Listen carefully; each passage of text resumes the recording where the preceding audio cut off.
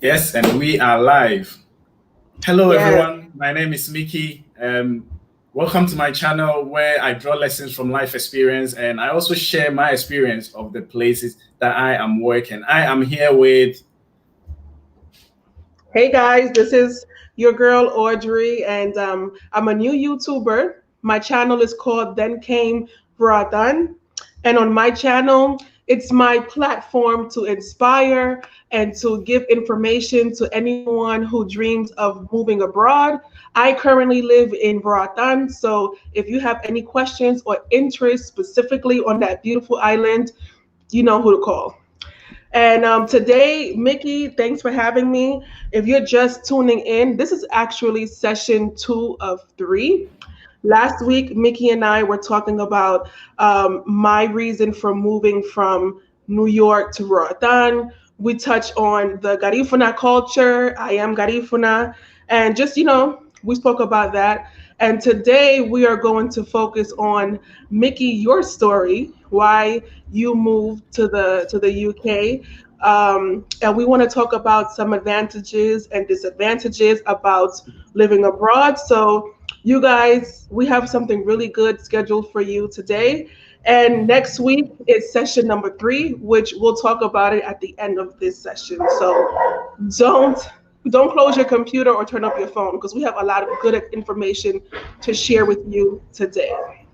Yeah. So, yeah, as you can hear, there's a dog barking. We are all family man and woman. So, like over here, it's raining. So, in case you hear any noises, it's all part of life. Yep. Part of the experience. So, That's it. Nikki, let's get started, shall we? Yep. I'm So, ready. I want to know because I told my story last week. So, I want to hear from you. I want to know, first of all, which part of Africa are you from? And why did you leave Africa to move to the UK? The UK. Yeah, thank you very much. Thank you very much for anybody who is watching. If you're watching live or if you watch the replay. So my name is Mickey, and I am originally from Ghana, and I live in UK. But before I say anything, I want to say this, right? I want to say this. Watch this video till the end. Hmm. Watch this video till the end. Yes. First, everything I say over here is just my opinion. I am not a specialist at anything. It's just my opinion. I've Mhm. lived 21 years of my life in Ghana and I've Mhm. lived 16 years working in the UK. So I am going to point out some of the challenges I had in UK and in Ghana, right? And we have moving to Africa. Moving to Africa is like the new ish, is the new, Mhm. is the trendy topic going on. And I feel that there are some people jumping on the bandwagon without knowing what to expect. A lot of people did it, like you moved to Roatan and you did it blind, and you have learned from your experience. I moved to UK. I've lived in Ghana before, and I think it is on us to bring the expectation to let people know the real truth on the ground, right? Some of the challenges. One thing in life is when you decide to make a decision, you are not making a decision to eliminate all your problems. There are Exactly. problems everywhere. Every finish line Exactly. is the beginning of a new race. So, what I'm going to say is if you prepare for those problems, those challenges, then you will be well prepared to solve those problems. So, we are going to try, or I am going to try and bring to fore some of the challenges in both worlds, Hmm. right? So, I am a Ghanaian and I am all for Ghana. The best case scenario for me is for me to be able to move back to Ghana Hmm. after serving my time in UK. I say serving my time, but after giving my quota in the UK, I'm learning a lot. And the best case scenario is for me to move to Ghana. Ghana is in my blood, but UK also gave me some opportunities. So I'm not selling short any country over here. I am Hmm. just sharing my experience of living Hmm. in both worlds. And in the end, I'm going to give tips on how you can use the positives from both worlds together to your advantage, wherever you want, if you want to move to Ghana. So that is what I want to say. Please watch this with open mind and watch it to the end. because all I'm doing is just challenges that you should be aware of and be prepared to go over those. Okay, so I will go on. Sorry, before you continue, I just want to let everyone know, whoever's watching, if you want to participate, just let us know in the comment below. If you want to actually video call and be featured, if you've moved abroad and you got some tips, just let us know. Mickey put in the comment the link to this live stream. So just let us know where you're from, where you at. You want to say something? We're open to hear you. So go ahead, Yes. tell us why you left Africa to go to the UK. So my story, I'm not going to sugarcoat it. I grew up in a humble background. I wouldn't say we were poor.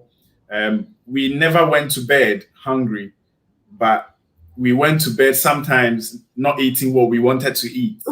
But sometimes the food on the table wasn't to our satisfaction. But my parents did their best to give what they could. So I decided to go through the academics. I thought, oh, if I'm able to go through university and everything, I will be able to get a good job, and it's done. But one thing that came to me was going through education and going through the system in Ghana. There was a bit of favoritism going on. So it's not what you know sometimes, it's who you know. Who you know. Yes, it's who you know. And I think it happens everywhere. But growing up, that is one thing that I was faced with, right? I remember when I finished my high school education, I got an average because I went to a public school. I didn't go to a private school. In Ghana, we call it Saito. So I grew up in Kumasi, in the central part of Ghana. And they call it Saito. So it's a cheap government one that I went to. And sometimes those who went to the private school, which is expensive, they get higher grades than the public schools. Yeah. So even though I would not consider myself to be a genius, but I was all right in school. So I got an average 11, grade 11. I remember my mom took me to the senior high school. I wanted to go to Kumasi High School. It's a boys' school before. My mom went there, and then my mom was like, yeah, we've got 11. My son has got 11, grade 11, right? High school, grade 11 should be all right. I remember the principal then told us that the cutoff point was grade 8. But when we were stood outside, I saw people with grade 20, or like 20 something, getting admission. Really? Yes, I'm telling you. I don't know who they knew, and I don't know what they had. But at that point, I thought, how am I going to make it through this? Like, how am I going to, even going through university, the courses that you need to get? Some people were given a certain courses, not because they scored higher than you, but it's because they had relatives in the board, So that at that point, I realized, you know what? I will try and travel abroad and maybe get a bit of economic advantage at a young age. That was what I was thinking. Get a bit of economic advantage, and then I will come back to Ghana to actually serve as a public, what should I say, like a good citizen. So it's been my plan since university that I'm going to leave because my parents don't know a lot of people. My parents are not influential, but I'm going to leave, try and build myself outside Ghana, come back with whatever I have, right? Because Ghana is in me. I will always have to go to Ghana, right? So that is why I left Ghana to come to UK, to try and build myself economically and go back to Ghana. Awesome. That's great. A lot of people leave, but with the intentions of not coming back home because they're trying to avoid a lot of things, Yeah.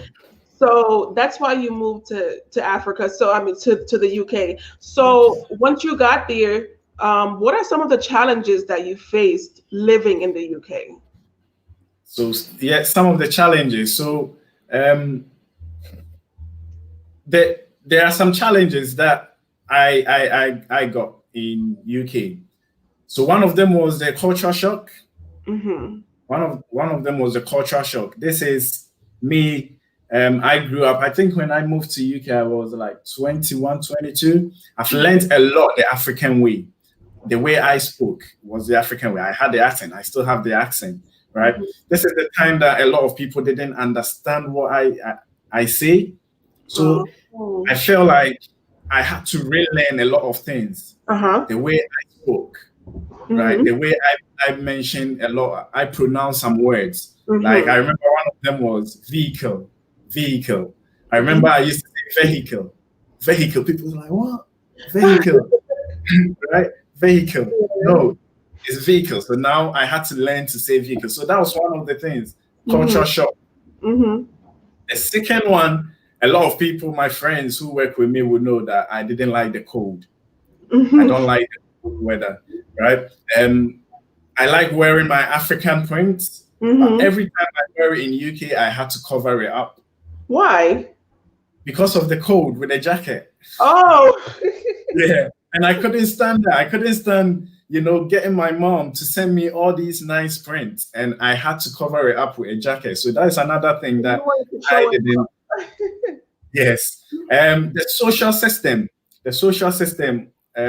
I felt, this is my opinion, I felt it's a bit individualism, a little bit individualistic. Like, I remember my mom came to visit one day, and she, being a pure African, met everyone and said hello to people. So we'll be walking in the town center in a shopping mall, and she will be greeting people, right? And she was getting ignored. I had to tell my mom, you are not in Africa. You need to calm down. Yeah, you are not in Africa. So in my opinion, it was a bit, and it affected her. She's like, why isn't anybody responding back to me? But yeah, you do get people responding, but that was another thing. Yeah. My experience with racism is something that we try not to talk about it. Not everybody in the UK is racist, but you do get very few who are not enlightened, right? And coming to UK, that was when I experienced my first racism. One thing was, I don't know if it's funny, we found it funny. One day, my flatmate, like my neighbor, let me say it that way, knocked on my door. I've smelled them eat pizza before, I've smelled them eat curry before, but she knocked on my door to tell me that my food stinks. Really? It happens, yeah, believe it or not. So she ended up taking me to the council, and the council was like, hey, it's a food, you get what I mean? Thank God. Wow.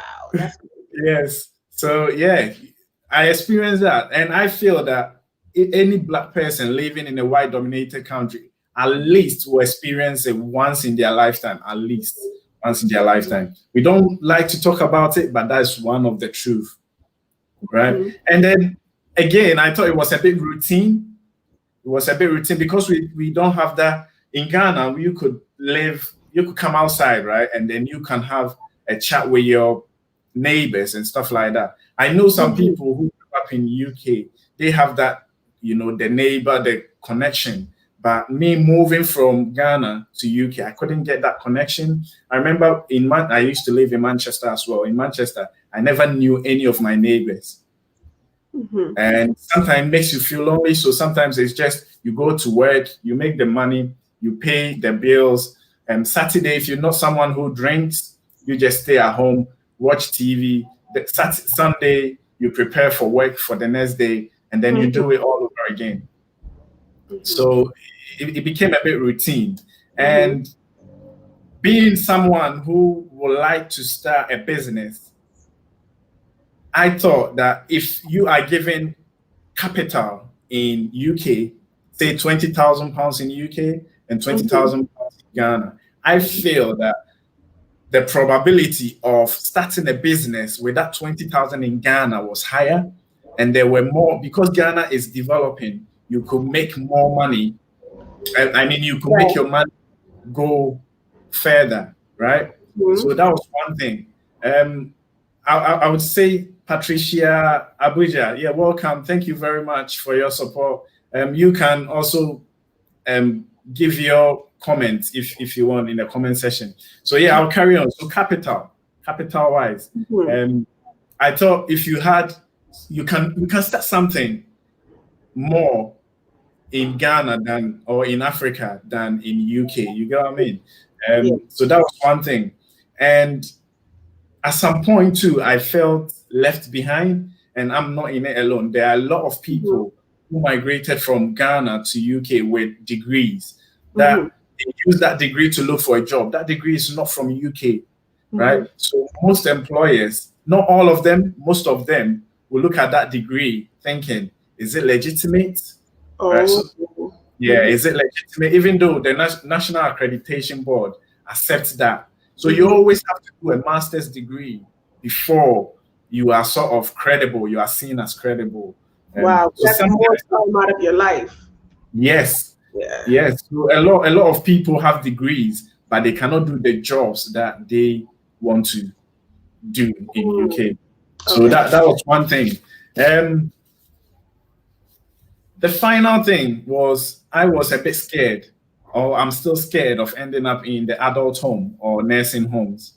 In Ghana, you old people, because we have the cultural system, the community looking after the old people. Mhm. Um, and in UK, having an old person, it's not everybody. This is just my opinion. Sometimes having an old person at home is like having another baby in a way. So Yeah. sometimes you cut down your hours and you need that money. You see, you need that money. So it makes it difficult for people to look after the old generation. So sometimes they end up, yeah, in the care home. Mhm. Me, I like eating Ghanaian food. I like eating my fufu. I like eating my jollof rice. And I Mhm. don't think they'll be cooking that in the adult home. No, no, not no, no. So that is one challenge that I'm battling with. So those Mhm. are the challenges that I face moving from Ghana to UK. Mhm. Awesome. So now that you've told us, the challenges for both, and this is I want to move on to the next segment because I see this a lot. I see a lot of people in a developed country saying, for example, in the US, I'm so sick of the racial climate. I'm so sick of Donald Trump. I'm so sick of this. I'm going to pack my bags and I'm going to leave. I'm going to go to Ghana, Jamaica. I'm leaving.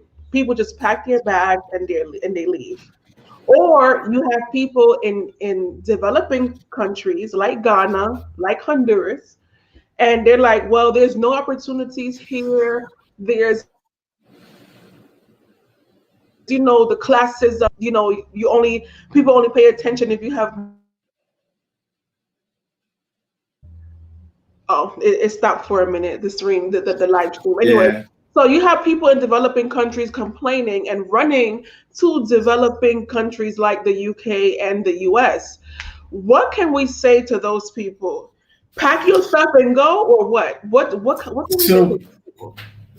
I will get back to that about some Hmm. of the challenges that you can face in Ghana, which is a developing country. I Okay. need to mention that because, and this is where I'm saying that I'm not selling short Ghana and I'm Okay. not selling short Africa, Hmm. right? I'm not selling, but all these problems that I'm going to mention are opportunities for people to make money from, right? So in Ghana, if you want to move from America, from UK to go and settle in Ghana, these are some of the things I want to bring up, Hmm. right? I feel these are challenges. I feel there's a bit of class divide, as I mentioned to you. The rich it looks like the rich keeps becoming richer and the Okay. poor gets poorer, right? Hmm. And that is one thing. If you don't have money in Ghana, you will know it. You Mm. will know it. Yeah. Okay. So that's one thing. And another thing is the judicial system. These problems are everywhere, but I'm bringing them up so that people are able to solve it, right? The judicial system, again, I feel sometimes favor the privileged and the poor get, like you get a lot of people stealing money with, their pens. That's what we say. Mhm. White collar, they White steal collar. money with their pens, and they are able to afford good lawyers and stuff like that. And then you get someone poor who just still say a goat or something like that, and they end up getting 20 years, sometimes 5 years. Yeah. So that's one thing, the judicial system. And sometimes too, I've been in cases where people are taking advantage of me, and I will take them to court. As soon as I leave the police station, they also do whatever with the police. And then they call you and they say, oh yeah, I'm going to tell you, take the matter home and go and discuss it at home, right? We had homes before I came to you. So that's one thing, the judicial system. The electricity is not stable. You will find that it's not really stable. It's getting better, but it's not stable. So this is one thing for someone who is living in UK, who's always got 24/7 lights, right? Electricity, and then going to have some power cuts. Sometimes it can be a bit uncomfortable for people. Yeah. The healthcare is getting better, because yesterday I was watching a program by Wademaya, and he was talking about this hospital, and it's really good, but you need money to access these hospitals. And it's almost as if I feel that if you have a special need, it's almost as if you have to travel abroad, to go and get treatment. We are getting there, but it's something that you need to put in mind. You need to put in mind as well. We have the politicians. I have a joke about the politicians. Someone told me that, this is not from me. So someone told me that there is a sex position called politicians. You get on top and you don't do anything, right? So they when they want power, they will tell you a lot of stuff, but when they get on top, it's a bit difficult. And I think they're a bit short-sighted. We all need to learn delayed gratification. The deals that they do needs to encompass, the future generation. So sometimes our politicians, they need a bit of a kick in the backside. So sometimes that will also get on you. The system is a little bit slow, depending on what you've been to. Queen Agyei, greetings. Thank you for joining us. So the system can be a bit slow, especially when you are registering your land or when you are registering a business. I could relate.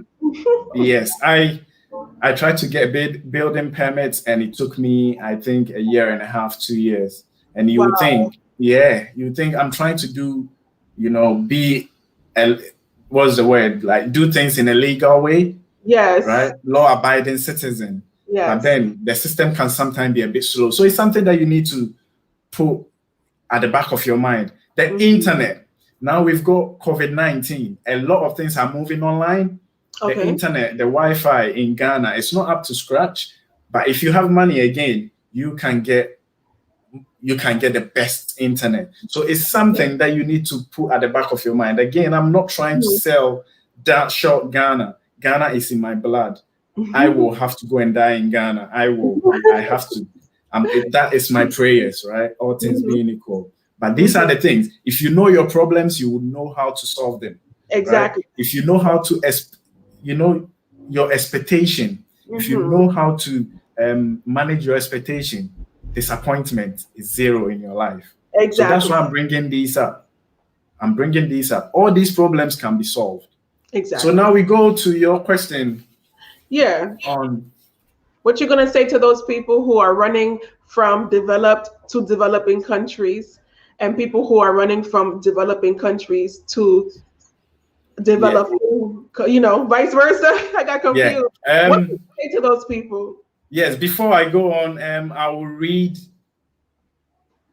Queen Agyei said, we brought our land and are going to build it. Yes. Right. Yes, we have to build it. Yes. Yeah, we have to build it.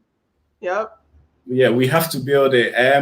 Live life, Anas and the judiciary. Good vibes. Yeah, thank you for joining us, everyone. Patricia, thank you very much for the respect. Yeah. So yeah, was going to Jamaica, but just another plantation. Time to go home to Africa. That is, yeah, it's true. It's very true. Very true. So yeah, I will go to the question. So I am going to give tips, right? How you can harness the positives of both worlds to our advantage. One, so my tip is from any Ghanaian who is trying to move to UK or who is trying to move to America. This is my tips. One, I've said a lot of negative stuff, but you need to be positive and look for opportunities. There are a lot of opportunities that you can get in the Western world, right? You can get that. But when you travel with the mindset that you are going to work and improve yourself and then bring in that opportunity back to build your home country. Exactly. For me, Ghana, right? There are some opportunities that you can take from UK. Two, you will have to learn to delay gratification. What do I mean by that? Talk about it. Yes. You are going to get a job. Well, God willing, you will get a job. One thing I realized was, yes, I'm not saying, when I say delayed gratification, let me explain it. On average, everybody is going to work, I think, 40 years in their life. On average, 40 years. Within that 40 years, you can, let's say you need 400 cedis to live good in Ghana, right? Or to live good wherever you are. So you are going to try and within that 40 years, save, I don't know, 10 every day, 10 every year, right? To get the 400, right? Delayed gratification is putting, firing all cylinders and saving that amount of money in 10 years. So that means you might not have a big wedding. That means you might not have to do your birthday every year. That means you might have to delay the baby shower. That means you might not have a bridal shower, right? In that 10 years. Yeah. So instead of doing it for 40 years, you do it in 10 years. And after 10 years, when you've saved your 400, now you can enjoy these things. Exactly. So that's all I mean. So what I realized was, if you're in UK and you say you get a job and you're able to scheme yourself and you pay all your rent and then maybe you don't waste money on certain things and then you get £200, you're able to save £200. £200 in Ghana is 1,400 cedis of 1,400 cedis, right? That is somebody's wages in Ghana. For the month. For the month. Wow, okay. Yes. In the old currency, it's 14 million, right? That is somebody's wages. So if you have that amount of money and you can save that money, right? Then you can invest that money. You can invest that money. So that's one thing that I would say. So try and save some money and invest. Another thing, don't be too comfortable when you travel abroad. Don't be too comfortable. Queen Iris says living in the UK is hard. Every penny you earn goes right back in the system. We work for the next payday, have sensible plan. That is it. I agree. And you know something, just to touch on build on what Queen Iris said, she's right. And the US is also the same. But this is where another form of delayed gratification is also, that's why you see so many immigrants living 10 people in one house, where people will criticize and judge, but then in 5 years, they all put their money together to buy a big building. So there are some sacrifices that have to be made. And if you are young, like 18, 16, and you have no children, no responsibilities, you're only expecting maybe your phone bill and transportation, that is the time in your life where you can save the money that's coming in. But the more children you have, or the more, if you get married, the older you get, the more responsibilities. She's right. A lot of times your money goes right back into just living. So you gotta have a sensible plan, like she said. Yes. And thank you very much, Queen. And another thing, visit Ghana often. if you go abroad, visit Ghana often, because what happens is it is developing. And Yes. if you stay away in the diaspora, right, it will run away from you. Yes. I remember when we changed the currency, I had to go to Ghana. When we changed the currency, it was so difficult for me. I was paying people 500,000 cedis instead of 50 cedis, right? So it is developing. So you have to go and get in touch with the development, the rate at which it is developing. When you make it to abroad, America, UK, try and get some form of qualification online. You can get a degree online. Try and get something, because when you go back and you are not able to start your own job, or you are not able to start your own something, you can fall back on that. Exactly. Another one is about building. Everyone is building, right? Everyone is building. Live Life says, have a realistic plan and find ways to execute. That's very true. Building, I want to give a tip about building. So when I traveled, right, everyone wants to build. And everyone, I think we watch a lot of MTV Crib. So we want to build big, right? Everyone wants to build big. You will end up building 5-6 bedroom, and it will take you a long time to build that house. And after you build that house, all you have is a big house, right? Maintenance is coming, right? Your family members will need a place to sleep. When they go into the house, the whole 5 bedroom is occupied, right? So I learned it the hard way. What about building? If you have the capacity to build big, build, say, 3 bedrooms, but apartments, say double flats, right? Or if you have the money, if you can build 4 flats, 2 3 bedroom, 4, right? If your family need a place to sleep, they can occupy 1 flat. You still have 3, because when you live abroad, you only go home 6 weeks max, and all you need is a roof over your head. You don't need a 5 bedroom, right? So if you have money and you want to build, your first house should be apartments, right? And then you can rent some of them out whilst you live in one, and that will be a stream of income, because when you go back to Ghana, you need stream of incomes. Exactly. One stream of income is not enough. So the house that you build, right, can be a stream of income for you. Airbnb, you can list it on Airbnb. Exactly. And then you can rent it out. So those are some of the tips I'll give to Ghanaians who wants to move to the UK. If you make it to UK, that is what you need to look at. Live Life, he says, plan your exit from a developed to a developing world. Don't just jump on the bandwagon. Yes. True. Don't just jump on the bandwagon, because you're going to fall right off that wagon. Yeah. So with that one, I'm going to talk to people who are either in UK and they want to move to Ghana. Some of the tips that you need. Some of the tips. So you've either you were born in UK and you're planning to move to Africa or Ghana, or if you traveled early in your life and you want to move to Ghana, right? These are some of the tips. Be positive. I said a lot of negatives about Ghana, right? Be positive. In this world, there is negative everywhere.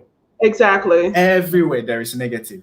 As I said, when you decide to make a decision, you do not eliminate the problem. You exchange that problem to a problem that hopefully you are comfortable of solving. Exactly. Right? So all these negatives I said are opportunities for someone to make money.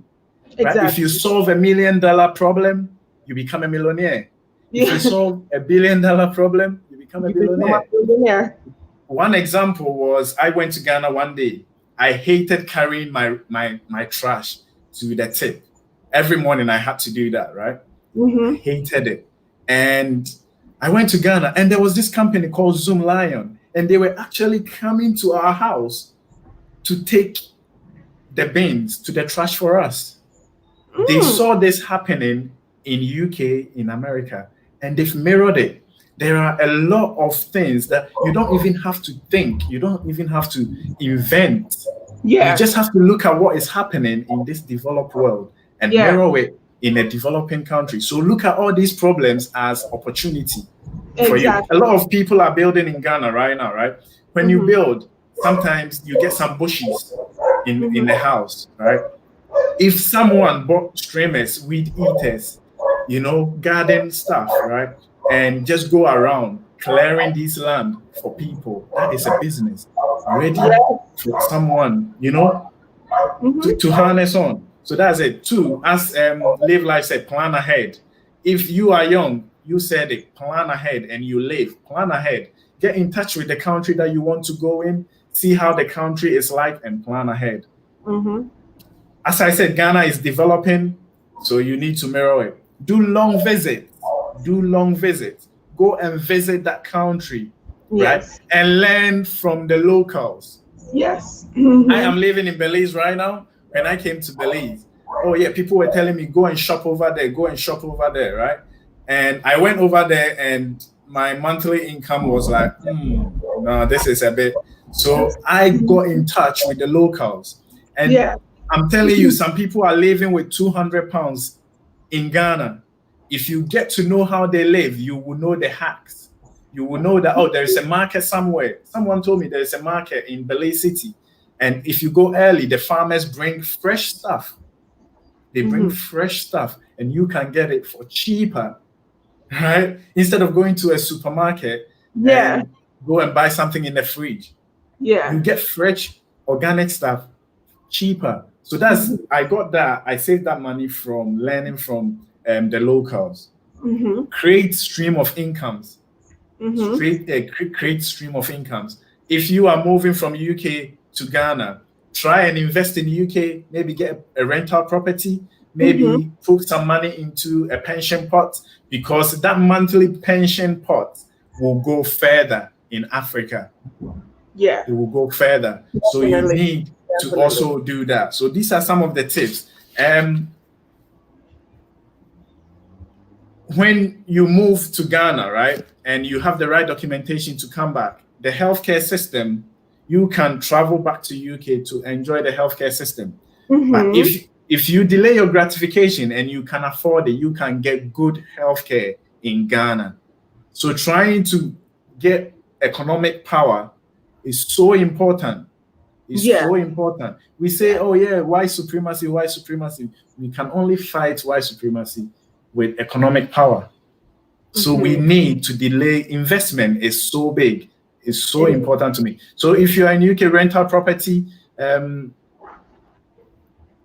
then another thing, be patient when you travel to Ghana. Be patient, or when you travel to Africa, the things will get done, right? Be patient. Plan around those delays and enjoy your life. Ghana is amazing. Africa is amazing. Go and enjoy yourself. Go and enjoy yourself. Be patient and move with it, and life will be good. I hope this will be helpful. If you are finding value in this video, please like button, please. And if you want to come and chat to us, I'm going to put the link in the comment section, and you can join us in a video call. And awesome. Yes, so that is the link. So I like Mickey because this whole moving is a thing now. Is a whole big thing, especially with the pandemic going around and people are stuck in certain places. People are really thinking, well, if I have to be stuck for 6 months somewhere in the world, where do I want to be? So this is really a relevant conversation. And what type of mentality should we have? Like, what type of how should we be thinking when moving abroad? What about you talking to someone who's never left the US or who's never left Ghana? Like, what type of mindset should you have? One, positive for me. Positive. Always be positive. And because when you're positive, you only see opportunities. Even the bad things becomes good. The glass is always half full, not half empty. So if you are positive, you will find some. And two, look for problems over there and try to solve it. And be ready to work hard. Be ready to work hard. Like, don't think that, oh yeah, you have this qualification and stuff like that. So you not be ready to go to the ground roots and work hard. Those are my secrets. So be positive, be ready to work hard, and be ready to solve problems. Those three. Awesome. That's great. Well, we reached our 40-minute limit. Yeah, That was so fast. we That was went so really fast. Yeah, I enjoyed this conversation. I know that a lot of people are looking for this information. So if you know someone who's thinking about moving abroad, if you're moving abroad and you want to support us, you can just share, share, share. The replay will be posted later on yeah, Mickey's page and also on my page. yeah. Um, Please do not forget to tune in to the last session between Mickey and I next Saturday, the same time, 12 p.m. Central Time, 2 p.m. Eastern Time.